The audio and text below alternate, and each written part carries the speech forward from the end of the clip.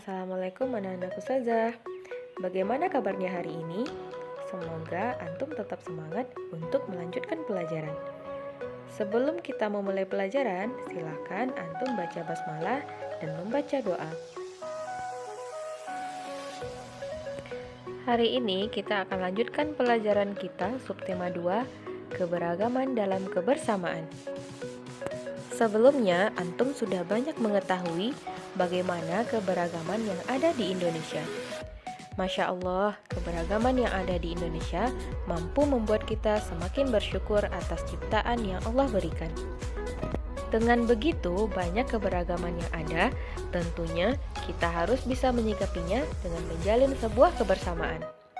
Sekarang, antum akan belajar tentang bagaimana menjalin kebersamaan dalam keberagaman agama. Keberagaman suku, budaya, bahasa, dan agama merupakan sebuah hal yang harus kita jaga. Dengan jumlah masyarakat yang begitu banyak, menjadikan Indonesia sebagai negara yang dapat menjunjung sikap kebersamaan di antara sesama. Kebersamaan ini dapat juga kita tunjukkan dalam indahnya bekerja sama. Nah, sekarang silahkan antum baca dan simak teks berikut ini.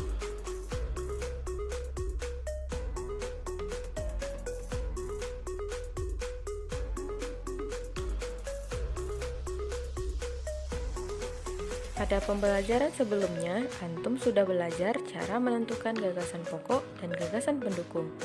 Apakah antum masih ingat? Gagasan pokok adalah ide utama yang dibahas dalam suatu bacaan, sedangkan gagasan pendukung, uraian atau tambahan informasi untuk gagasan pokok. Nah, dari teks indahnya bekerja sama dalam sebuah keberagaman yang sudah antum baca tadi, silahkan antum tuliskan gagasan pokok dan gagasan pendukung pada setiap paragraf. Silahkan dituliskan dalam buku latihan.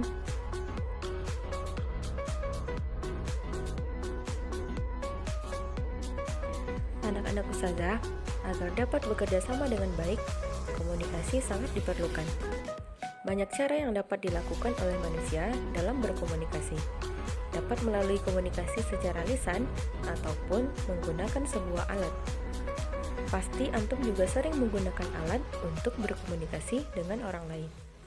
Suara yang kita dengar saat berkomunikasi berasal dari sumber bunyi. Sumber bunyi adalah benda-benda yang bergetar dan menghasilkan bunyi. Kita bisa mengetahui keberadaan seseorang atau benda dengan mendengarkan suara yang dihasilkan. Untuk membuktikannya, antum bisa melakukan percobaan berikut ini.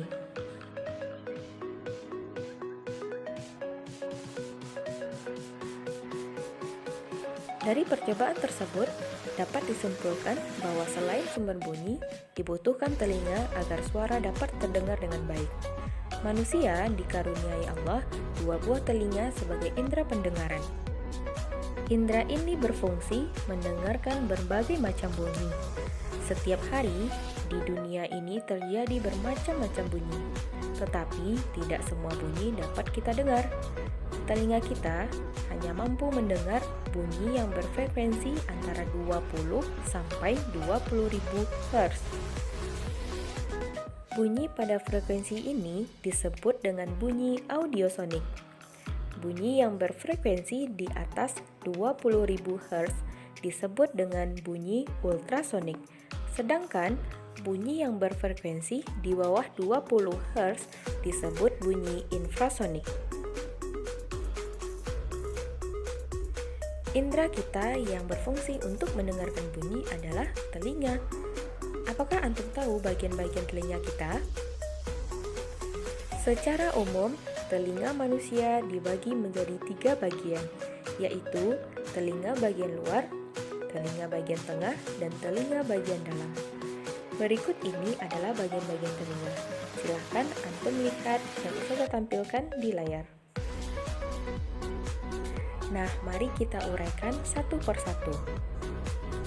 Telinga bagian luar terdiri atas daun telinga dan lubang telinga. Daun telinga berfungsi membantu, menangkap, dan memusatkan suara yang masuk ke lubang telinga untuk disalurkan ke selaput gendang telinga. Telinga bagian tengah terdiri atas selaput gendang telinga dan tulang-tulang pendengaran. Selaput gendang ini berfungsi menangkap suara dari lubang telinga. Tulang-tulang pendengaran berfungsi meneruskan dan memperkuat getaran suara. Nah, pada telinga bagian tengah ini terdapat saluran yang menghubungkan telinga dengan pangkal tenggorokan, yang disebut dengan saluran eustachius. Saluran ini berfungsi mengatur tekanan udara di dalam dan di luar telinga agar tetap seimbang. Pada bagian terakhir, yaitu bagian dalam telinga, terdiri atas rumah siput dan 3 saluran setengah lingkaran. Rumah siput memiliki sel-sel saraf dan berfungsi sebagai penerima getaran suara dari tulang pendengaran. Getaran yang diterima akan dikirimkan oleh sel-sel saraf ke otak. Oke, berarti dapat kita simpulkan bahwa proses terdengarnya bunyi pada telinga kita adalah sebagai berikut. Perhatikan ya.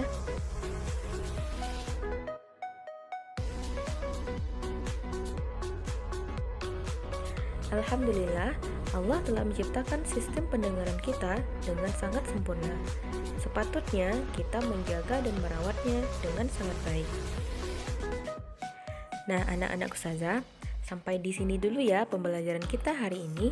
Semoga apa yang kita pelajari hari ini antum dapat pahami dengan baik dan dapat mempraktikkannya dalam kehidupan sehari-hari. Baiklah, kita tutup pembelajaran kita dengan mengucapkan Alhamdulillah.